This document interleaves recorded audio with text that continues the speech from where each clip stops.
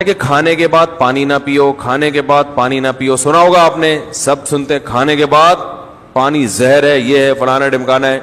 اس بارے میں کچھ لوگ حدیثیں بھی بیان کرتے ہیں. نبی صلی اللہ علیہ وسلم کی سیرت جب ہم دیکھتے ہیں تو آپ صلی اللہ علیہ وسلم نے کھانے کے بعد پانی پیا بھی ہے، عمل سے بھی ثابت ہوتا ہے کہ پانی پیا ہے. اور نبی صلی اللہ علیہ وسلم نے جو قولی حدیث ہے اس سے بھی پتہ چلتا ہے کہ کھانا اور پانی ساتھ ساتھ ہیں. دیکھو حدیث میں آتا ہے رسول اللہ صلی اللہ علیہ وسلم گھر سے نکلے، شدید بھوک تھی آپ کو، شدید بھوک، پریشان ہو کے گھر سے نکلے. حضرت ابو بکر ملے، کیا مسئلہ ہے؟ ان کے ساتھ بھی یہی مسئلہ تھا، بھوک کی شدت نے پریشان کر دیا.